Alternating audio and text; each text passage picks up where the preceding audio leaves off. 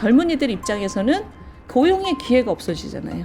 노동시장에서 더 돈을 벌어야 되는데 돈을 벌어야 되는 기회가 없죠. 근데 문제는 뭐냐면 1차 노동시장 안에 들어와 있는 사람만 사람이 아니잖아요. 안에 들어와 있는 사람들의 행복만 생각하는 사회는 이 바깥에 있는 사람들한테 너무 불공평한 사회고, 그렇지만 바깥에 있는 사람이 있으니 바깥에 있는 사람하고 똑같이 해 그러면 너무 불공평하죠. 그것은 룰의 문제예요. 그 메커니즘 속에서 얼마나 사전적으로 서로가 동의한 룰이 존재하느냐가 중요하고, 그 존재하는 룰을 얼마나 잘 지켰느냐. 합리적인 룰이라는 것은 철밥통을 유지하는 룰이 아니라 바깥에서 줄 서갖고 기다리는 젊은이들한테도 너무 불공평하지 않게끔 안에 있는 사람들 열심히 노력하게끔 하는 룰. 그 정도는 하지 않으면 조정이 돼야 된다라는, 그리고 우리가 바라는 미래는 그런 거죠. 심층 인터뷰 시작합니다. 우리 경제 잠재 성장률 계속 떨어지고 구조개혁해야 한다 이런 이야기 언제부터였어요 도대체. 그런데 오늘 모신 이분은 구조개혁해야 한다 말만 하고 우리 정치권과 우리 사회 엘리트들이 광만 팔았다 일어났고 이렇게 이야기하시는 분이에요. 네, 국민의힘의 싱크탱크죠. 여의도연구원의 윤희숙 원장 모셨습니다. 어서 오십시오. 안녕하세요. 광 팔아 보셨어요? 고스톱 못 칩니다. 못 치. 제 주변에 서울대 경제학과 나오신 분들 좀 있는데. 아, 그래요? 네. 그런 거 할 때도 꼭 이렇게 경제학적으로 접근해요. 그리고 직업병이에요, 직업병. 잃어. 그리고 잃어. 아, 잃어요? 네. 책을 하나 내셨던데 콜드 케이스 화면에 잡히나요? 네. 의원님 콜드 케이스가 무슨 뜻입니까? 그거를 저도 몰랐어요. 저도 몰랐는데 초고를 보시더니 우리 출판사 대표께서, 우리 같이 온 출판사 대표님이 콜드 케이스라는 제목을 잡자 그러시더라고요. 그래서 그게 뭔 얘기예요? 그랬더니 이게 무슨 미드 제목이었다 그러더라고요. 장기 미제를 넣어놓는 캐비넷이라 그러더라고요. 그래서 제가 나만 이렇게 무식한가? 그리고 우리가 풀지 못한 여러 사회적 과제 중에 첫 번째는 뭘로 보시는 거예요? 사실 이 책은 우리 사회에 굉장히 전통적인 구조개혁 이슈를 다뤘지만 제가 이 책을 쓰면서 이 전통적인 구조개혁 이슈보다 오히려 더 중요한 게 이 1장의 얘기들이에요. 그게 뭐냐면 우리나라가 매우 고도화된 경제인데 매우 고도화된 경제임에도 불구하고 아직도 국가를 운영하는 그 맨 상위에 운영하시는 분들, 그러니까 광만판 분들,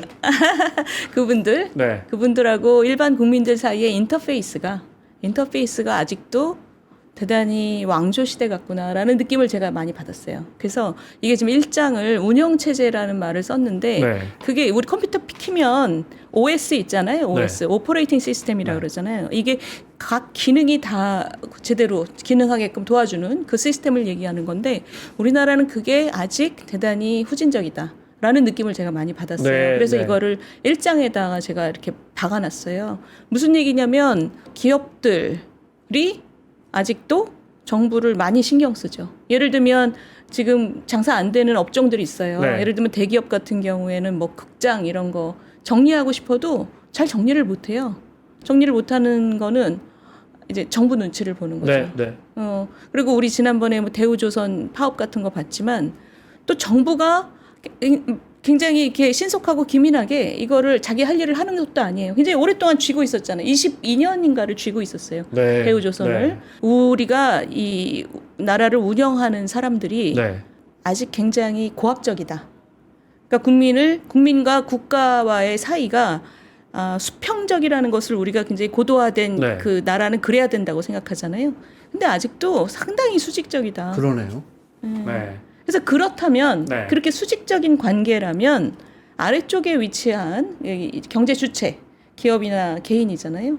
이 사람들이 굉장히 마음껏 자기 그 잠재력을 발휘하기가 굉장히 어렵죠.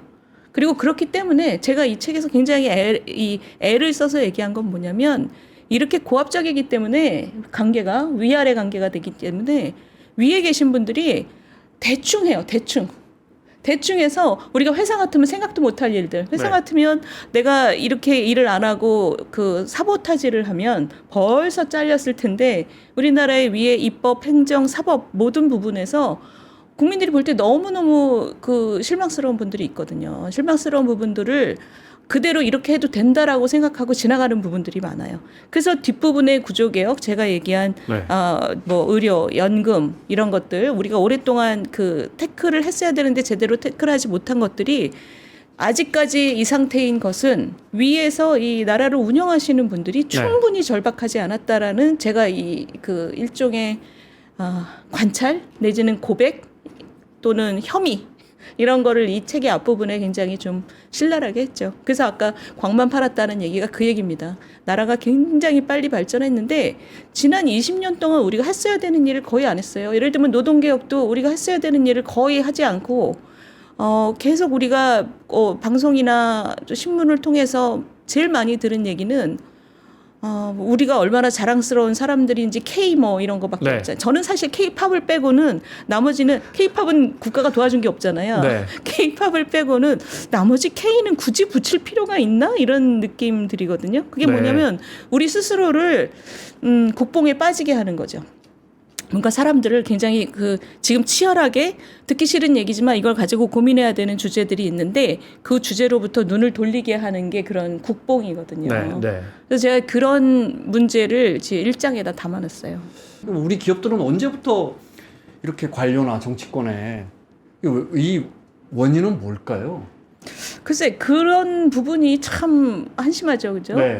이게 서로 분리돼서 우리 사회의 수준과는 안 맞아요, 그죠? 정확하게 그거예요. 제가 이 책에서 하고 싶었던 얘기는 우리 국민들은 수준이 굉장히 높아졌어요. 이미 네. 우리 많이들 주식 투자하시고 주식 투자를 한다는 거는 글로벌 상황에 굉장히 예민하시고 그래서 세계화가 아주 절로 되는 거죠. 자기 지갑에 의해서. 네, 네, 네. 근데 우리나라를 지금 지배하는 또는 관리하는 체제는 국민 수준을 참 못 따라가고 있는데 그게 어디서부터 연유됐냐 그러면 제가 이제 한국 그 개발 과정을 학교에서 학생들한테 가르쳤는데 네.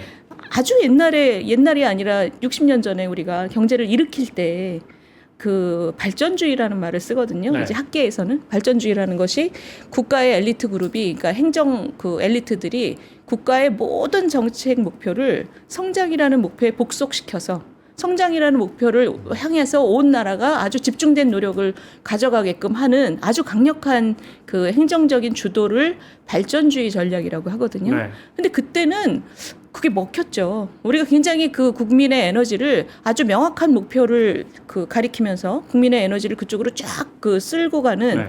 그런 전략을 추구했고 성공적으로 달성했어요.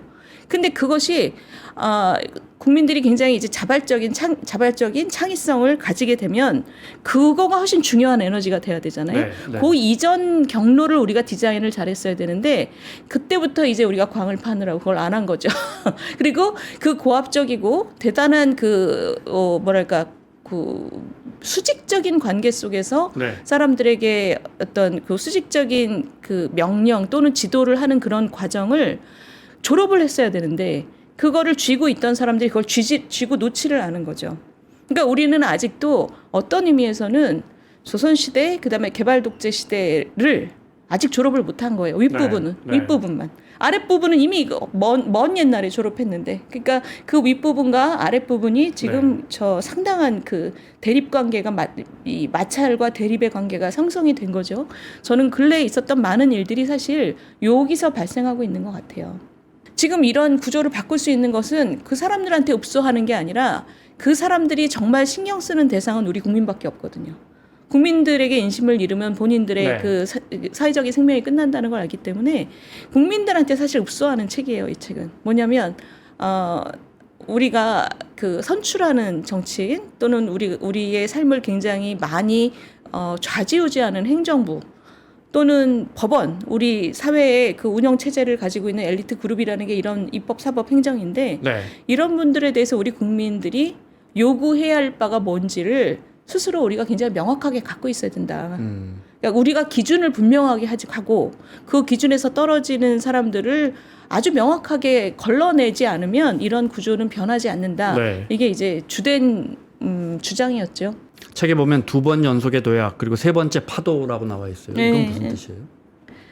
그것이 아마 우리 기자님도 너무 잘 아는 얘기일 텐데 우리나라가 이제 식민지를 겪은 나라 중에서 이렇게 잘 살게 된 것은 지구상에서 유일하죠. 네. 유일한데 그 유일한 과정을 한 60년을 우리가 돌아보면 그 도약이라는 단어를 쓰잖아요. 네. 저는 이 도약이라는 단어가 굉장히 무거워요. 저한테는. 왜냐하면 나라가 도약을 한다는 건 자기 비슷한 그룹에서 혼자 튀어나간다는 얘기잖아요.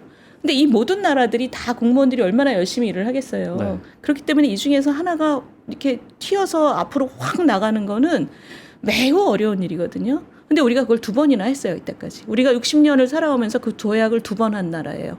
그러니까 아주 세계에서 가장 가난한 그룹에 있다가 네. 아직 그 많은 나라들 아직 후진국 그룹에 남아 있는데 우린 이거를 70년대에 뛰었죠. 70년대, 80년대, 20년에 걸쳐서 네. 뛰어서 중진국 그룹에 들어섰죠. 이게 이제 88 올림픽 했을 때 우리가 전 세계에다 자랑한 게 우리가 이미 중진국에 올랐다라고 자랑을 그렇죠. 한 거거든요. 그때 막 88 이렇게 써서 자랑한 게 그때죠. 그 전쟁에 막 전쟁 고아들 수출하는 나라라고 전 세계가 알고 있었는데 우리가 그때 자랑을 했어요. 네. 근데 그 다음에 우리가 한 게 더 대단한 게 보통 중진국에 도달하면 중진국 트랩이라 그래서 더 발전을 못하는 나라가 대부분이에요. 네. 왜냐하면 막 갈아 넣는 방식으로는 더 이상 앞으로 나갈 수가 없잖아요. 여기서 올라가려면 정말 창의적인 에너지가 나와야 되는데 우리는 그때 너무너무 대단하게도 민주화를 했죠. 그랬죠. 그래서 네. 사람들의 에너지를 풀어냈잖아요. 그러면서 이것이 그 당시에 전 세계에서 IT 혁명이 일어나고 있을 때 IT 혁명 때문에 전 세계의 산업 지형과 네. 그 기술 구조가 완전히 전면적으로 재편될 때 우리는 이미 사람들의 수준이 이만큼 올라가 있었고 자발적인 창의적인 에너지가 풀려 있는 상태에서 김영삼, 김대중 정부의 표어가 그 당시에 산업화는 늦어도 정보화에는 앞선다. 네. 대단히 그 패기만만한 그 슬로건을 가지고 엄청난 국가적인 투자를 했죠. 그래서 우리가 그때 IT 혁명으로 전 그 글로벌 경제가 완전히 요동칠 때 전체 지형이 달라질 때 우리가 그 파도를 올라탔죠. 네. 그게 우리가 중진국에서 지금 고소득국 그룹으로 아주 매끄럽게 안착한 뭐랄까요? 비결이랄까요? 정말 잘했어요. 지금 제가 돌아보면 제가 이거를 학생들한테 그렇습니다. 가르치면서 네. 보면 정말 우리나라를 사랑하지 않을 수가 없어요. 이거는 지도자 그룹의 문제가 아니라 국민들의 그 에너지거든요. 이거 배워야 산다, 하면 된다 이런 식의 그 뭐랄까요? 이렇게 에너지를 모아서 그리고 굉장한 그 낙관을 가지고 이게 60년대, 70년대까지 다른 나라가 아직도 못하는 나라가 많다는 거는 우리가 대단한 거예요. 그 빈곤국에서 중진국으로 네. 올라가는 것도 대단한 거거든요. 이런 나라가 없어요. 없어요. 네. 중진국이 그리고 도달하자마자 곧장 또 여기서 이 고소득국으로 올라갔죠. 네. 근데 그 올라가는 과정을 보면 두 번째 우리 도약을 보면 이게 모든 나라들이 중진국인데 중진국들이 왜 이걸 못했을까를 생각을 해보면 다들 열심히 하기 때문이거든요. 근데 이거를 해낸 나라를 보면 우리나라 같은 나라는 큰 변화가 왔을 때 그 변화를 타고 가는 거거든요. 그게 IT 혁명으로 네, 전 네. 세계 구조가 변할 때 우리가 그 속을 파고 들어간 거예요. 그 국가의 리더십도 있었고 그 당시에 우리 기업들 그 당시가 언제냐면 그 프랑크푸르트 선언하면서 마누라하고 자식 다 바꿔라 이러면서 삼성이 반도체 투자하고 LG가 신경영 선언을 하고 그러니까 국가의 리더십 그다음에 그 기업들이 동네 부자였던 기업들이 세계적인 그 재벌이 되고 우리 국민들도 그 당시에 아주 낙관적인 에너지를 가지고 움직였죠. 그 뭐 벤처붐 같은 게 뭐 네. 중간에 좀 뽀록이 네. 나긴 했지만 근데 지금 이걸 보면 우리가 얻을 수 있는 교훈은 뭐냐면 뭔가 큰 변화가 있을 때 그 변화를 올라타면 네. 자기 그룹에서 튀어서 올라가는 거고 그걸 못하면 처지는 거죠. 근데 지금이 지금 그 시기가 또 왔다. 그렇죠. 저는 지금 그렇게 생각해요. 네. 그게 90년대에 그 IT 혁명이 있었고 바로 2000년대 스마트폰이 나오면서 이게 하나의 연결된 사이클이잖아요. 근데 지금 우리가 겪고 있는 게 이 AI라는 것이 저는 이제 AI 파운데이션 그 기술들이 이제 막 지금 생기고 있지만 그 다음 단계는 그것이 모든 단계로 스며들어가는 단계잖아요. 이 파도를 우리가 타지 못하면, 그러니까 우리가 90년대, 2000년대 그 파도를 타서 우리가 네. 중진국에서 이 고소득국으로 올라탔다면 지금 우리가 여기서 한 번 더 에너지가 있고 혁신 에너지가 넘치는 나라로 되려면 이 AI의 그 흐름을 그 파도 커다란 파도를 네. 우리가 타야 되는데. 그게 우리 과제죠, 지금. 이 과제 속에서 이 커다란 흐름을 우리가 다시 탈 수 있을까? 사람들이 저 지난해에 많은 그 저희 경제학자 그룹에서는 밥 먹고 뭐 얘기하고 이럴 때 우리나라는 이제 더 이상 못 뛰어 이렇게 얘기하는 분들이 사실 다수였어요. 네. 그래서 제가 생각을 했었어요. 왜 다수라고 생각하나 그러면 우리나라가 이렇게 갈등을 그 잘 조율하고 그런 지혜가 이제 없어 보이고 갈등과 대립의 에너지가 너무 충만하고 그러니 우리나라는 이제 정말 우리나라가 하나 바라는 게 있다면 좀 곱게 늙어가는 거다. 이런 나라는 이제 혁신의 에너지가 다시 차오르기 어렵다. 이렇게 얘기하는 분들이 제 선배들 중에서도 많았어요. 그래서 제가 이 책을 쓴 곱게 가장 망하자는 소리잖아요. 유지. 유지. 네. 근데 그 말씀이 맞죠. 시간이라도 좀 끌어보자. 아 그런 거죠. 그러니까 네. 우리 기자님 말씀하신 게 정확한 거죠. 왜냐하면은 물살이 그 굉장히 거셀 때는 아주 열심히 해서 거슬러 올라가는 연어만 살아남지 내가 현상 유지라고 하면 뒤로 밀려나는 거잖아요. 네. 바로 그 얘기 하신 거죠. 근데 제가 이 책을 쓰게 된 가장 중요한 이유가 그 논쟁에서 진 다음에 집에 와서 제가 계속 생각을 했었어요.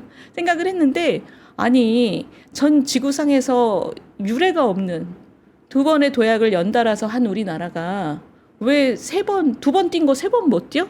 이 생각이 제 머릿속에서 떠나질 않는 거예요. 우리 이렇게 막 모두가 심각하고 야 진짜 이번에 큰일 났다 할 때 보면 몇 년 지나서 보면 우리 다 헤쳐나 그랬는데 이번까지 그게 될지 모르겠습니다. 근데 헤쳐나갔다고 했을 때 제가 네. 이제 지금 그 말씀에 동의하면서도 어느 정도 반대하는 것은 헤쳐나갔다고 우리는 생각했지만 지난 네. 20년 동안 숙제를 하나도 안 했어요. 네. 예를 들면 노동개혁. 제가 아주 그거를 언제부터 기억하냐면 박근혜 정부부터 노동개혁을 굉장히 열심히 얘기하기 시작했어요. 근데 그때부터 지금까지 단 한 걸음도 안 움직였어요. 노동개혁 이야기 좀 구체적으로 해볼까요? 뭘 좀 고칠까요? 네. 가장 중요한 건 임금 시스템이죠. 임금 시스템이라는 게 뭐냐면 지금 젊은이들이 초봉은 상당히 낮아요. 대기업은 좀 높지만 네. 예를 들면 공무원 같은 경우도 초봉을 되게 낮게 우리가 보통 임금 그 그래프를 그리면 절편이 낮아요. 절편이 낮은 대신에 올라가는 기울기는 그 근속 연수에 따라서 아주 가파르게 네. 올라가죠. 그러니까 이게 전반적으로 오래 일한 그 사람하고 네. 신규로 진입한 사람하고 차이가 너무 많이 나는 거예요. 우리가 전 세계에서 1등이에요. 그래서 능력보다는 연공 서열이 더 중요한. 그렇죠. 그럼 버티기만 하면 되는 네. 거죠. 근데 이제 대부분의 우리나라 노동시장의 한 80% 이상은 그 안정성이 없기 때문에 사실 이 연공성이라는 게 큰 의미는 없어요. 근데 윗부분 대기업과 공공기관, 금융기관 이쪽은 이 연공성이 굉장히 강하죠. 그리고 안정성이 굉장히 높고 네. 이게 우리가 얘기하는 1차 노동시장이죠. 그래서 이 부분에서 근무하는 사람들은 거기서 그 자리에서 계속 있으면서 연봉이 굉장히 많이 올라가니까 차이가 너무 많이 나는 거예요. 그러니까 그 차이가 너무 많이 나면 젊은이들 입장에서는 고용의 기회가 없어지잖아요. 고용의 기회가 없어지고 예전에는 우리가 그것만 걱정했는데 지금은 더 걱정이 난 게 작년부터 앞으로 10년 동안 그 베이비 부머들 우리 나이 네. 베이비 부머가 약 1,000만 명이 신규로 들어온다는 거예요. 노인 세대로. 네. 그러면 이분들이 이렇게 건강한 사람들이 노동시장에서 더 버텨야 되잖아요. 노동시장에서 더 돈을 벌어야 네. 되는데 돈을 벌어야 되는 기회가 없죠. 왜냐하면 중년이 되면 본인의 생산성보다 이미 연공성 때문에 이 페이가 워낙 높기 때문에 사용자는 이 사람이 정년이 되는 순간만 기다리고 있는 거거든요. 그러니까 네. 이 사람들은 노동시장에서 엄청 깊이 되는 인물이 돼 있는 거예요. 본인이 아무리 잘해도. 그러니 첫 번째 직장에서 그만두면 그 다음 직장으로는 수직으로 떨어지게 되죠. 깊이 되니까. 철밥통 정규직, 특히 이제 공기업 그렇고 정규직이 굉장히 잘 보존된 고용이 매우 안정된 나라라 보니까 도대체 저도 비슷한 기업에 공기업에서 30년 가까이 일해봤는데 일단 두 가지 여쭤보고 싶어요. 하나는 일하는 사람과 일 안 하는 사람과의 보상 체계가 전혀 정말 엉터리죠. 환장합니다. 그러니까요. 또 하나는 그런데 고용의 안정성이라는 게 절대 무시 못하겠다. 예를 들어 기자 같은 경우에 PD 같은 경우에 목소리를 내야 하는데 고용의 안정성 없으면 그 목소리 못 내거든요. 굉장히 이거 어떻게 뭘 좀 고쳐나갈까요? 아니에요. 근데 네. 그게 지금 두 가지를 약간 섞어서 말씀하신 거예요. 일단 네. 고용 안정성이 매우 중요하다. 그건 맞습니다. 왜냐하면 우리가 그 고용 안정성이라는 게 개인의 행복하고 너무 밀접하게 연결이 돼 있기 때문에 그거를 마음대로 휘저으면 안 돼요. 네. 근데 문제는 뭐냐면 그 내부 노동시장, 1차 노동시장 안에 들어와 있는 사람만 사람이 아니잖아요. 밖에서 여기 진입하려고 하고 줄 서 있는 사람들이 네. 워낙 많기 때문에 이 균형을 좀 맞춰줘야 되는 거예요. 그러니까 이 사람들 안에 들어와 있는 사람들의 행복만 생각하는 사회는 이 바깥에 있는 사람들한테 너무 불공평한 사회고, 그렇지만 바깥에 있는 사람이 있으니 너네도 똑같이 바깥에 있는 사람하고 똑같이 해 그러면 네. 안에 있는 사람들도 너무 불공평하죠. 불공평하다기보다 전 사회가 불안정해지는 거죠. 그래서 우리가 조금 더 적절하게 내보내기는 조금 더 쉬워져야 그렇죠. 한다. 아니 네. 근데 그건데 문제는 뭐냐면 그래야 좀 전에 들어오기 말씀하신 쉬워진다. 그것도 있고 네. 그것도 되게 중요한 거지만 우리 기자님 말씀하신 것 중에서 되게 제가 이렇게 귀에 걸린 부분은 고용의 안정성이 사람을 용기 있게 만든다는 네. 거잖아요. 그건 그렇지 않죠. 왜냐하면 고용의 안정성의 문제가 아니라 그것은 룰의 문제예요. 얼마나 룰을 가지고 이 사람이 내 말 안 들었다고 내보내면 안 되죠. 그러니까 그 사람의 고용이 조정되는 그 메커니즘 속에서 네. 얼마나 사전적으로 서로가 동의한 룰이 존재하느냐가 중요하고 그 존재하는 룰을 얼마나 잘 지켰느냐. 근데 뭐 사장님이 기분 나쁘니까 너 내일 나오지 마 이러면 눈치만 보게 되죠. 그래서 우리가 그 공무원을 네. 그 잡을 보장해 주는 게 어떤 일이 있어도 소신껏 해봐라 이런 거잖아요. 물론 지금 그렇다고 뭐 엄청 소신 있게 행동하지 않지만 왜냐하면 승진이라는 그 네. 뭐 더 욕심이 있으니까. 근데 어쨌든 그래서 고용의 안정성이라는 의미가 꼭 그 사람에게 철밥통을 보장해 줘야 소신 있게 살 수 네. 있다라는 것은 절대 약간 아니다. 핀트가 아니다. 그리고 우리가 네. 바라는 미래는 네. 그런 거죠. 잘 만들어진 룰을 서로가 합리적인 룰이라는 것은 철밥통을 유지하는 룰이 아니라 네. 바깥에서 줄 서갖고 기다리는 젊은이들한테도 너무 불공평하지 않게끔 안에 있는 사람도 열심히 노력하게끔 하는 룰. 그 정도는 하지 않으면 조정이 돼야 된다라는 거죠. 오피스 빌런들은 좀 조정이 돼야 된다. 네. 능력에 따라 완전하게 승진하지 못하더라도 능력에 따라 일한 만큼 성과를 낸 만큼 좀 보상 좀 이루어져야 되는데 특히 하다못해 공무원 사회라도 이런 시도는 안 되나요? 제 기억에 별로 없는 것 같아요. 하고 있는데 매우 늦습니다. 매우 늦어서 네. 저희가 안 그래도 얼마 전에 그 인사혁신처에 있는 분하고 이걸 회의를 했었어요. 지금도 신규 공무원하고 20년 일한 공무원하고 한 2.5배, 250% 차이, 250%라는 네. 거예요. 그리고 그 얘기는 뭐냐면 성과에 따른 변동성이 굉장히 작죠. 그렇죠. 그러니까 그런 것이 사실 기술적으로 그런 문제는 있어요. 저 화이트 칼라 같은 경우에 생산성을 어떻게 잴 거냐 이런 기술적인 문제들이 있는데 그건 저는 핑계라고 보고요. 그거를 충분히 우리가 이때까지 그거를 진지하게 그거를 네. 그 씨름을 했다면 그 룰을 제대로 만들었을 거예요. 그래서 지금 보시면 이제 공무원, 공공부문 이쪽이 특징은 노조가 굉장히 세다는 거죠. 그래서 이게 진전이 없는 거예요. 문재인 정부 초반에도 이 성과급 부분을 굉장히 늘린다는 네. 그 노력을 하다가 네. 공무원 노조가 워낙 세게 반발을 하니까 빨리 접었죠. 그랬군요. 왜 우리 국민들은 노조를 저렇게 싫어할까? 노조라는 게 정말 선진국 어디도 없는 게 없고 보면 우리만의 특수성이 있습니다. 그 정작 고용 안정을 보장받아야 할 정말 약한 노동자들이 일하는 곳에서는 노조를 만들기조차 어려운. 맞습니다. 이건 어떻게 해야 돼요? 맞습니다. 우리 10인 미만 영세 사업장은 노조 있는 데가 거의 없어요. 1% 미만이에요. 네. 근데 대기업은 일단 왜 그러냐 하면 지불 능력이 높기 때문이죠. 장사가 잘 됐으니까 노조가 파업을 하면 그게 어마어마한 위협이 되잖아요. 그날의 그 매출이 네. 없어지니까. 그러니까 사용자가 노조하고 서로 많이 싸우지 않고 빨리빨리 그 타결해서 뭘 많이 주는, 그러니까 노조 활동이라는 게 수익률이 엄청 높은 거죠. 그러니까 그게 구조이고, 그런 상황에서 지금 여기까지 왔는데 그 구조가 계속 유지될 수 있을까? 저는 사실 좀 그렇게 생각되지는 않아요. 왜냐하면 이제 우리나라 대기업들도 굉장히 살기 어려워졌거든요. 그래서 그런 지불 능력이 계속 유지가 안 되기 때문에 진짜 이제는 미래를 보고 서로 좀 상생하는 길로 가야 되는데 네. 제 느낌은 우리나라의 이 대기업 강성 노조들은 너무 강성이에요. 그러니까 세상 바뀐 거를 아직 잘 못 느끼고 있다는 느낌을 저는 많이 받아요. 그래서 사실 이런 책을 통해서도 국민들을 향해서도 제가 계속 얘기하고 싶은 거예요. 지금 강성 노조들이 너무 이렇게 철밥통으로 하면, 예를 들면 지금 정년 연장 이런 얘기들 있죠. 네. 정년 연장이라는 것이 들으면 젊은이들은 얼마나 화가 나겠어요. 지금도 뭐 200% 300%막 차이 나는데 이 상태로 계속 정년만 연장하는 게 우리 지금 노총의 주장이거든요. 그거는 말도 안 되는 거죠. 지금 이렇게 차이가 많이 나면 60 정년에 도달하면 그때부터는 한번 새로 고친 버튼을 누르고 그리고 생산성에 맞도록 임금을 받도록 해야지 젊은이들이 소외감을 느끼지 않을 거 아니에요. 근데 지금 300% 받으시는 분이 젊은이들이 볼 때 이런 얘기 많이 합니다. 저분은 왜 나보다 3배를 가져가지? 이런 불만들이 보통 때도 많았는데 납득이 안 되죠. 저분이 나가는 날만 기다리고 있었는데 지금 노총이 주장하는 건 거기서 그대로 고임금 그대로 더 기간만 늘리자는 거거든요. 근데 그 인건비로 젊은이 3명을 쓰는데 젊은이들 입장에서 납득이 안 되죠. 정말 고용 안정을 도모해야 할 사업장에 노조가 없는 이런 사실은 사측 눈치본이라고 못 만드는 거 아니에요. 이런 건 공공 영역에서 오히려 그분들의 그 노조를 조직할 수 있고 노조를 운영할 수 있게끔 제도를 바꿔줘야 되는 거 아닙니까?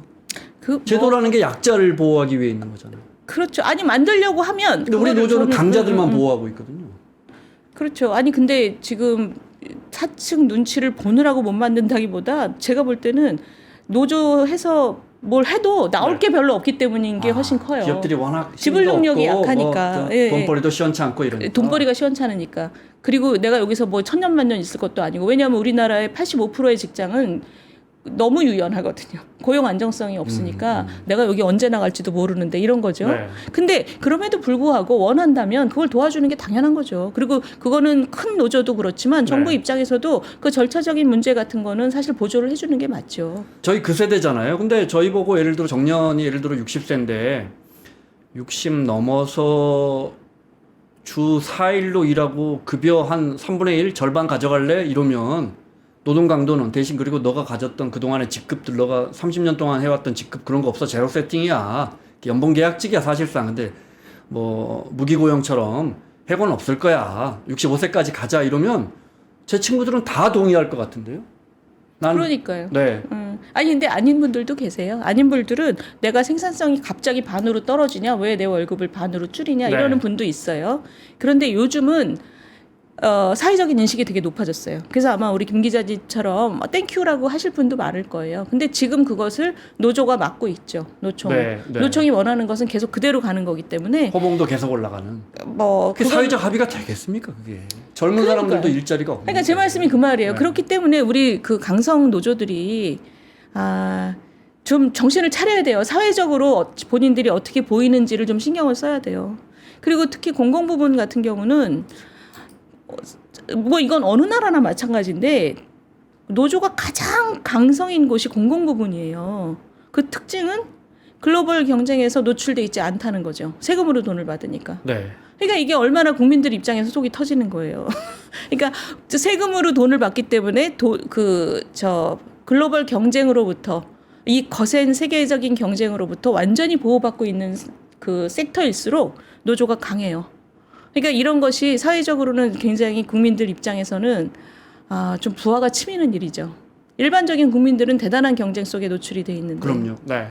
비단 보수 진보의 문제가 아니고 기성세대 산업 우리가 한참 산업 성장하던 시대에 반려를 했던 분들이나 공부하셨던 분들은 본능적으로 급여가 높아지면 안 된다. 생각이 있으신 것 같아요. 김문수 장관님도 그렇고. 제 오해일 수 있습니다.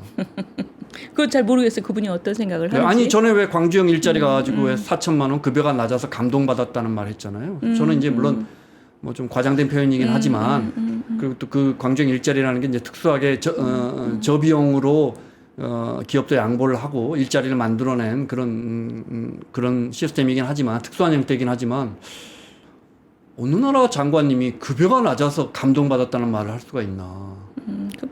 근데 저는 그분이 어떤 취지로 얘기를 했는지 모르겠어요. 근데 그 뒤에 있는 맥락은 저는 이런 느낌은 들어요. 예를 들어서 현대자동차다. 그럼 역대 넘어간 지 한참 됐죠? 그럼요. 근데 역대 넘어간 그분들이 만약에 시장에 나가서 다른 데 취업을 한다. 그럼 그 정도 돈을 받을까요? 그분들의 생산성이 얼마일까요? 그 질문인 거예요, 사실은. 그 질문은 굉장히 지난 우리 한 20년 동안 노동경제학 쪽에서 아주 근본적인 질문이었어요. 우리 대기업에서 근무하는 근로자들은 그동안에 강력한 회사의 지불 능력에 기반한 강성 노조 활동을 통해서 네. 서로가 그걸 나눠 먹는 과정에서 굉장히 폐쇄적으로 했고, 그래서 그 많은 이 뭐랄까요, 수익이 어디서부터 왔냐면 하청에 있는 2차, 3차 하청 네. 것을 짜내서 위로 올렸고, 그다음에 글로벌리 차가 잘 팔리는 그 수익을 두 가지를 더해서 안에서 나눴어요. 네. 나눠서 결국은 거의 다 자동화가 됐기 때문에 사실은 굉장히 그 대단한 스킬이 필요하지 않지만 이분들은 억대 연봉을 넘어서고 있기 때문에 이분들이 만약에 다른 자동차 하청사나 이런 데 간다고 하면 절대로 그 돈 못 받아요. 그래서 사실 그 광주역 일자리도 당시에 만들 때는 그게 3,500, 초봉을 3,500으로 아마 맞췄을 네, 거예요. 3,500에서 4,000일 때 거기도 줄을 섰었어요. 왜냐하면 네. 우리나라에서 그 정도의 일을 하는 노동 고용이 안정돼 강도의 있으니까. 그렇죠. 네. 그리고 그 정도의 노동 강도의 일을 하는 곳에서 그 생산성이 어느 정도 되는 근로자들이 오냐면 그 정도의 근로자들이 와서 줄을 많이 섰다는 거예요. 근데 현대자동차에서 이 나사 조이는 분들이 밖에 나가서 그 정도의 돈을 받을 가망성이 없기 때문에 더 이 직장은 철밥통이 될 수밖에 없죠. 나사 조인다고 하실 건 없고, 하지만 숙련이 많이 해체된 건 사실이고, 그러니까, 그분들이 지금 그만큼 맞아요. 고액 연봉을 받을 만큼 경쟁력이 있는 건 아니고, 그분들이 받는 고소득은 사실은 하청이나 하도급을 쥐어짜서 거기서 온 소득이 이런 이전되는 거, 거다. 그러니까 기자님 지금 제가 이런 거죠. 현대자동차에서 한쪽 라인은 네. 하청이 하는 경우가 있어요. 맞아요. 같은 그 법원 판결 나오고 그렇죠. 그랬잖아요. 네. 한쪽에서 바퀴를 조이는 사람하고 한쪽에서 이쪽 바퀴를 조이는 사람하고 연봉 차이가 2배 이상 납니다. 똑같은 일 하는데. 똑같은 네. 일 하는데 그게 이제 어떤 의미에서는 우리가 하청을 쥐어짠다라고 말할 수 있지만 다르게 말하면 그 짠 돈을 누가 가져가냐는 거예요. 그러니까 우리가 지금 이게 굉장히 그 불균형한 그 관계를 보여주는 네. 거죠. 네. 그래서 이런 노동시장은 지금 매우 불합리하다. 그러면 이걸 어떻게 해야 되느냐. 이게 이제 노동개혁의 과제였던 거죠. 네. 그러면 아까 우리가 만약에 그런 연공급이라는 게 그렇게 가파르지 않는다면 그렇다면 사람들이 그렇게 죽기 살기로 여기 매달리지 않을 거다. 그러니까 임금 체계 개편이 제가 매우 중요하다고 네, 얘기하는 게 네. 그런 거예요. 여기가 고용 안정성이 굉장히 높기 때문에 연공급의 기울기가 가파르게 쭉 네. 올라가는 거이기도 하지만 반대로 임금 체계가 이렇기 때문에 죽기 살기로 또 여기 매달려서 그 철밥통이 되는 것도 있는 거죠. 양쪽의 관계가 다 있는 거죠. 그렇게 가파르게 급여가 올라가지 않고 연공 서열이 중요하지 않다면 초봉도 조금 높아질 수 있는 거예요. 그렇죠. 절편과 기울기는 항상 저거죠. 그렇지만 전체 파이 중에 일부는 네. 하청을 뜯어온 것도 있기 때문에 그게 뭐 완전히 그렇지는 않지만 어쨌든 네. 기본적으로는 절편과 기울기가 같이 움직이죠. 그러니까 알겠습니다. 지금 네. 이거를 우리가 고치는 거는 굉장히 큰 숙제예요. 숙제인데 이것을 우리 이 대기업의 강성 노조들은 매우 싫어하죠. 그리고 하청에 대해서도 우리나라에 아까 김 기자님이 잠깐 언급하셨는데 정말 연대 의식이 있다면 큰 노조가 작은 노조를 보살펴야 되는 거 아니냐. 그 말씀이 맞죠. 이게 오랫동안 그 노동자 계층이 같이 성장한 서구는 이런 문화가 있지요. 네. 근데 우리나라는 그런 문화는 현재로서는 거의 없어요. 그러니까 대기업 그 노조가 같이 들어와 있는 사내 하청의 그 사람들에게 어떤 연대의식을 가지고 뭘 나누자 이러는 네. 모양은 잘 안 나타나죠. 맞아요. 그래서 정부가 네. 사실 그거를 육성하려고 애를 쓰지만 뭐 같이 모여서 뭘 하면 뭘 매칭을 해준다 이런 노력들을 하는데 그건 저는 그런 노력은 매우 중요하다고 네, 생각하고. 그런 게 있군요. 네. 그렇죠. 52시간. 삼성전자가 지금 이제 반도체 업종은 좀 풀어달라는 거 아니에요? 네, 이건 어떻게 보세요? 저는 이게 우리나라가 아까 제가 이 큰 파도 얘기했잖아요. 파도가 클 때는 우리가 그걸 어떻게 해서든지 들어가야 된다라고 제가 그러지 않으면 우린 진짜 처질 수밖에 네. 없다. 근데 지금 AI 파도가 오고 있지만 우리가 한참 뒤처진 거는 우리 모두 다 알고 있잖아요. 근데 그러면 우리가 따라잡을 마음이 있다면 근본적으로 뭘 바꿔야 되잖아요. 근데 지금 52시간제 속에서 지금 우리 52시간제 딱 그 제도 속에서 보자면 일론 머스크가 우리나라에 와서 회사를 만들면 그 사람은 감옥 가요. 52시간제를 넘기면 그 사용자는 2년 이하의 징역이에요. 근데 제가 말씀드리는 건 보통의 근로자가 아니잖아요. 이거는 네. 여긴 우리가 뭐라 그러죠? 고도 프로페셔널이라고 하는 굉장히 고급 인력들이 자발적으로 노사 합의하에 일을 더 한다고 해도 그래도 일론 머스크는 우리나라 법에서는 감옥을 가요. 뭐 아마 다 감옥에 가서 몇 년 썩어야 돼요. 뭐 저커버그도 그렇고 스티븐 잡스도 그렇고 다 감옥에 가 있어야 돼요. 그게 우리나라의 현재 법 제도예요. 이런 나라에서 우리가 이런 그 규제를 계속 유지하면서 어떻게 첨단 산업에서 앞장서겠다, 어떻게 AI 혁명의 뭐 3대 강국이 되겠다 이런 얘기를 하는 것 자체가 저는 말이 안 된다고 생각해요. 그러면 그 지금 말씀하신 것 중에 우리 테크 기업들은 미국 기업들보다 훨씬 적게 일하는 것 같다. 아니 이렇게, 그런 얘기가 아니죠. 네. 근데 노동 시간은 전반적인- 우리가 훨씬 더 길거든요. 아니 그래서 그걸 줄여보자고 한 게 52시간인데. 그거는 그대로 네. 가야죠. 전반적으로 저는 그거는요. 네. 근로시간이 줄어드는 거는 정부가 강제를 하고 뭐 이런 걸 떠나서 우리 삶의 방향이 그렇게 가고 있어요. 우리 예전보다 훨씬 일 적게 해요. 그럼요. 사실 네. 삶의 질을 젊은 굉장히 친구들 특히, 중요하게 네, 생각해요. 젊은 친구들은 직주 근접도 너무너무 중요해요. 왜냐하면 삶의 질이 중요하니까. 그건 그렇게 가는 거고. 근데 예를 들어 R&D 인력이라든가 이런 고도 프로페셔널의 특징은 예를 들면 미국에서 제가 공부할 때도 나는 죽을 정도로 일하고 40에 스탁 옵션 받고 은퇴할 거야 이런 사람들 많았어요. 근데 그런 사람들이 노사가 합의를 한다면 그러면 그 기회를 막는 게 맞냐는 거예요. 일론 머스크는 지금도 120시간을 일을 하고 그 직원들 중에서도 R&D 인력 같은 경우는 무슨 신모델이 나올 때는 100시간씩 일을 한다는 거거든요. 그럼 그걸 막아야 되느냐 국가가. 그게 일반적인 보통 근로자들이 아니잖아요. 그러니까 제가 말씀드리는 건 네. 뭐냐면 어떤 그 첨단 분야다 이랬을 때는 미쳐서 일하는 사람들이 있어요. 네. 그리고 또 글로벌리도 일해야 할 때가 있고. 일해야 할 때가 네. 있고. 그러니까 우리나라는 지금 R&D 인력도 6시 되면 장비 끄고 집에 가야 된단 말이에요. 근데 이게 사람이 그 집중할 때가 있고 그리고 이런 걸 좋아하는 사람이 있고 전 세계에 우리보다 훨씬 뭐랄까요 노동운동의 역사가 깊고 근로자의 권익을 존중하는 그런 나라들도 이 룰은 뭐냐면 일정한 근로시간을 서로 정하고 노사의 합의가 있다면 예외를 인정하는 거예요. 근데 우리는 노사가 합의를 해도 예외를 인정하지 않는 체제란 말이에요. 그런데 이런 상황에서는 나는 미쳐서 일하고 싶어 이런 사람들 있잖아요. 이제 그래서 나오는 게 이제 석 달간은 특별 연장 근로를 그렇죠. 허용해주잖아요. 이제 고용부인가요? 고용부에서 이제 고용부 장관의 허가를 받아서. 근데 삼성 입장에서는 번거롭기도 하고 어쩔 때는 허가도 안 해주고 뭐 또 그 시간은 더 부족하고 이러나 봐요. 근데 이제 의원님 말씀하신 것처럼 삼성전자의 연구지 지금 뭐 4만 5만 명에 대한 이야기인데 그 사람들은 뭐 연봉 뭐 1억 5천씩 받는 사람들이니까 이분들에 한해서는 그 업종에 한해서는 풀어줘도 된다. 그 업종에 한해서는 본인이 원하면은 풀어줘도 된다라고 저는 생각해요. 그 자기 몸을 챙길 줄 알고 그리고 회사와의 사이에서도 협상력이 있는 사람들이기 때문에 정부가 나서서 일하지 마. 너는 이 시간 넘어서는 일하지 마. 이렇게 얘기할 필요는 없다고 생각을 하지만 아마 그래도 정부가 더 뭔가 개입을 한다면 그런 프로젝트가 시작될 때 노사가 그럼 이 동안에 내가 초과 근로를 할 마음이 있는데 그러면 나한테 뭘 해줄래요? 라는 것을 노사가 무릎을 맞대고 앉아서 교섭을 하게끔 정부가 네. 그런 판 정도는 네. 그 정도는 저는 정부가 개입하는 게 그야말로 맞다고 봐요. 그 사람들에게 맡겨줘라 이거죠. 맡기는데 전반적인 틀을 서로가 그것도 사실은 대기업이나 이런 곳에서 가능한 이야기지. 중소기업은 근데 사실은 이 52시간 제도가 사실은 많이 근로 개선을 가져왔다고 보거든요. 그럼요. 네, 지금 네. 특히 젊은 사람들은 굉장히 좋아합니다. 네. 이게 그리고 이제 업종마다 다르고 기업마다 다른데 상당수의 뭐 후배들이나 보면 나 더 일하고 싶은데 돈만 더 준다면 이런 분들도 많고. 그렇기도 하고요. 이제 노동 경제학에서 얘기하는 것은 이런 건 있습니다. 그러니까 인풋 컨트롤 하는 직종이 있고 네. 아웃풋 컨트롤 하는 직종이 있어요. 아웃풋 컨트롤이라고 하면 당신이 몇 시간을 일을 하든 나온 성과물로 평가받는 네, 직종들이 있어요. 그러니까 자기 일을 할 때 상당한 자율성을 보장받는 사람들이 그런 직종이죠. 그런 사람들한테는 뭐 몇 시간 일해라 마라 이런 얘기를 할 필요가 없어요.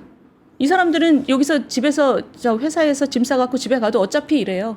그 누구죠? 젠슨 황이 그랬다는 거잖아요.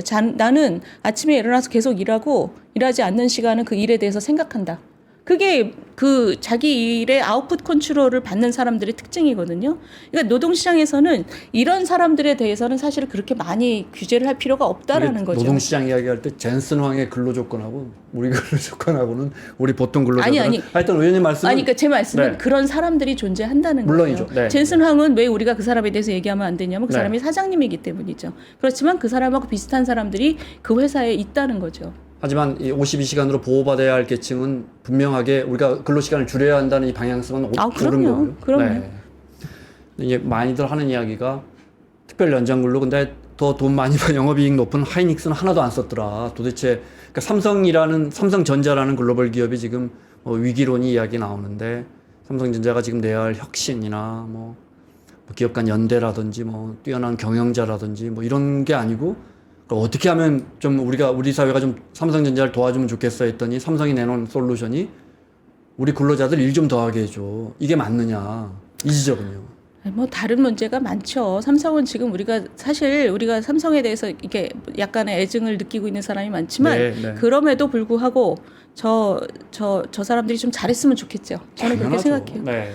잘했으면 좋겠는데 지금 뭐 여러 가지 이유가 있겠지만 그 사람들이 에러라고 얘기하는 것이 거짓말이 아니잖아요. 자기네가 에러가 아닌데 에러라고 얘기했겠습니까? 그럼 제가 사실 두 기업의 현장 사정을 모르고 이런 질문 드리는 게 좀 조심스럽긴 한데 뭐 하이닉스의 용무직들은 일도 안 하고 이렇게 엄청난 수익을 올리는 거예요. 지난주에 국회에서 그 토론회를 했었어요. 네. 그래서 저 SK 하이닉스한테 너네는 왜 특별 연장근로 안 썼냐 그랬더니 그 사람들이 처음에 좀 쓰다가 너무 번거로워서 안 썼다라고 대답을 했어요. 그러니까 그 얘기는 뭐 얘네는 안 썼는데 필요 없는데 왜 그렇게 얘기할 수준은 아닌 것 같아요. 안 했다기보다는 뭐 하기도 했는데 번거롭고 네. 또, 네. 근데 아마 그 뒤에 이런 건 있죠.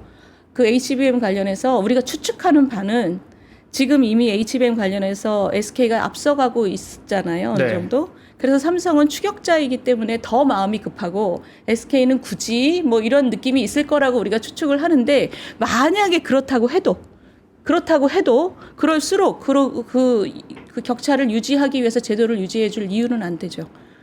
맞는 방향이 뭐냐가 중요하죠. 그래도 오늘 이 이야기는 좀 해야겠다 하는 또 다른 우리 개혁, 우리 사회 뭐 여기에 보면 의료 개혁도 있고 뭐 연금 개혁도 있는데 무슨 수학 올림피아드 영재인데 서울대학에서 떨어졌대요. 근데 그 친구를 그 MIT에서 장학금을 주고 데려갔대요. 그러니까 이번에 그 딥시크 관련해서도 가장 주목을 받는 게 중국의 어떤 영재 시스템이죠. 그죠? 근데 저는 뭐 중국을 따라하자 이런 얘기가 아니라 우리 사회가 언제부턴지 좀 다 같이 여기 머물자라는 문화들이 생기는 것 같아요. 네. 저는 52시간도 좀 그런 차원에서 많이 봐요. 그러니까 나의 삶은 나는 이제 너무 많이 일하는 거 싫고 나는 나의 가치를 추구하면 되는데 문제는 뭐냐면 다른 사람들이 엄청 일을 많이 해서 엄청 많은 돈을 가져가는 것도 막고 싶은 마음이 있었던 것 같아요. 우리가 지난 한 20년 그것에 굉장히 익숙해져 있었던 것 같아요. 아까 제가 그 올림피아드 그 친구 얘기한 것도 그런 차원인데 매우 획일적이에요. 우리나라의 입시제도나 이런 것들이. 그래서 우리가 그 획일적인 입시제도 속에서 아이들의 제도 교육을 시키니까 거기 또 그것만 바라보고 획일적인 입시제도를 따라서 획일적인 학원 교육을 받는. 그러니까 우리나라 전체가 지금 뭔가 다양성이나 창의성이나 또 개인의 열정의 차이 이런 것들을 인정을 안 하는 분위기가 굉장히 팽배해 있어요. 어떻게 얘기하면 별로 바람직하지 않은 아래쪽으로 서로 끌어당기는 평준화인 것 같아요. 그래서 이거를 좀 구멍을 열어주고 하겠다는 사람, 나는 좀 다르게 해보겠다는 사람도 인정하고, 뭐 나는 이렇게 한번 죽을 만큼 30 되기 전에 40 되기 전에 한번 이렇게 한번 해볼래. 이런 사람도 좀 구멍을 내주고 그런 좀 뭐랄까 좀 쿵쾅쿵쾅 이런 느낌이 우리가 그동안은 우리 세대는 굉장히 고성장 시대를 살아서 절박함이 없었어요. 그래서 대충 이래도 되는 시대를 살았어요. 우리 세대는. 그래서 우리 세대도 나름 고달프다고 생각하고 나이가 들었는데 지금 와서 보니까 우리 뒷세대를 보니까 그게 아닌 거예요. 맞아요. 지금 2030 사람들은 정말 절박하거든요. 근데 회사 가면 저 웰빙 꼰대가 나보다 훨씬 돈 많이 가져가고 그러니 나도 지금 어디 가서 어디에 속해야 되는지를 잘 모르겠고 지금 그런 젊은 분들을 보면 저는 우리 세대가 각성해야 된다고 생각해요. 너무 편안해. 우리는 큰일이 안 벌어질 거라고 생각해요. 우리 이때까지 그렇게 대충 살아왔는데도 이 성장의 그 흐름을 타고 한국은 제대로 KK 하면서 기분 좋게 살았거든요. 근데 지금 완전히 환경이 바뀌고 있잖아요. 우리나라의 생산성도 떨어지고 대외적인 환경도 굉장히 그 가변성이 너무 높아지고 정말 이젠 최선을 다해야 되는 때가 됐어요. 지금 2030 젊은이들은 그거를 본능적으로 알고 있는 거예요. 그러니까 우리 자기보다 한 세대 위에 있는 우리 저 586들에 대해서 굉장한 불신을 갖고 있죠. 586들이 그걸 서운해하지 말고 정말 각박하고 절박한 시간이 이제 우리 앞에 왔다라는 거를 좀 공감을 해줬으면 좋겠어요. 그렇기 때문에 우리가 지금 우리는 별 문제 없이 다 적응하고 살아온 이 사회의 체제를 구조개혁을 통해서 좀 네. 정말 다시 한번 뛰고 싶은 사람 좀 뛰게끔 만들어줘야 된다. 그런 얘기입니다. 그 얘기는 저는 꼭 매우 드리고 공감합니다. 싶어요. 트럼프 대통령이 좀 여쭤볼까요? 내일 아침에 또 무슨 아마 뭐 상계관세 관련해서 상호관세 관련해서 뭐 하나 내놓을 것 같은데 자고 일어나기가 무서운데 뭐 아이, 그쵸. 이렇게 드려볼까요? 뭐 너무 매크로한 질문일지 모르지만 어떻게 대응해야 할까요? 참 이거 뭐 우리가 흔히 삼각 파도가 온다 이렇게 말하는데 어떻게 대응할까요? 그래서 저도 그 생각을 많이 해봤는데 매일 아침에 일어날 때마다 무슨 새로운 게 나와 있고 그죠? 네. 근데 내일 아침에 뭐 하나 올 것 같은데요, 고지서 하나? 네. 그래요? 내일? 네.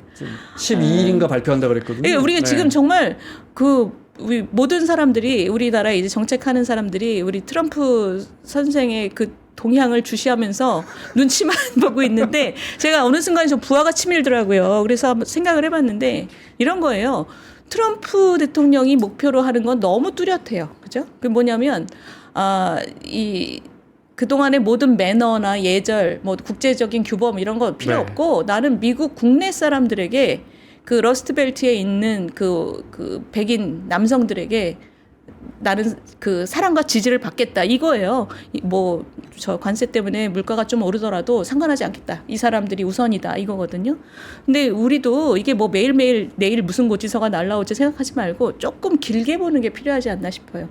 뭐가 어떻게 됐든 우리나라는 어차피 미국하고 굉장히 중요한 관계고 어차피 그 중국하고 대립이 미국한테 너무 중요한 상황에서 우리는 중요한 위치에 중요한 네. 역할을 하고 있는 나라잖아요. 그러니까 모든 변화에는 위기와 기회가 같이 온다. 그러니 조금 냉정하게 너무 노심초사하지 말고 멀리 보자. 멀리 보고 좀 시야가 좀 길고 넓을 때 더 보이는 것들이 있잖아요. 그러니까 너무 우리가 어떤 하나의 변화가 났을 때 그 변화의 의미를 알려면 다음 변화까지 보고 나서야 알게 되는 경우들이 꽤 있어요. 저는 지금이 딱 그런 시점인 것 같아요. 굉장히 긴장하고 우리가 기민하게 대응할 준비는 해야 되지만 너무 노심초사할 필요는 없다. 네. 지금까지 우리 사회 정치권이나 사회 엘리트들이 광만 팔았다. 제가 오프닝 이렇게 들었는데 그분들에게 한 말씀 하시고 마무리하죠. 네, 광만 판 사람들에게 한 말씀 해주시면요. 글쎄 본인이 하고 있는 업의 본질이 뭔지 좀 깊이 생각했으면 좋겠어요. 저는 세금으로 월급을 받는 사람들은 네. 거기에 있어야 될 이유가 뚜렷한 사람들이거든요. 그러니까 내가 지금 이 시대에 뭐를 해야 되는지 그 업의 본질에 대해서 좀 깊이 생각하고 거기에 맞춰서 일을 했으면 좋겠다는 생각이 들고 우리 국민들께도 사실 부탁드리고 싶은 말씀이 아까 제가 모두에 말씀드렸듯이 우리 세금으로 돈 받는 사람들이 신경 쓰는 건 결국은 종국에는 국민이기 네. 때문에 국민을 위해서 산다는 게 아니라 국민의 눈치를 본다는 네. 뜻이에요. 그렇기 때문에 국민들께서 훨씬 냉정해지실 필요가 있다고 생각해요. 내가 이 사람들한테 뭐를 요구해야 되는가? 이 사람들을 만약에 내가 기준을 갖는다면 뭘 기준으로 선택해야 되는가 이런 것에 대해서 우리가 보통 때 좀 냉정한 그 생각을 하고 기준을 좀 갖고 있어야 된다. 그런 부탁 말씀을 좀 드리고 싶어요. 마무리하겠습니다. 윤희숙 여의도 연구원장과 함께했습니다. 오늘 말씀 고맙습니다. 네, 감사합니다.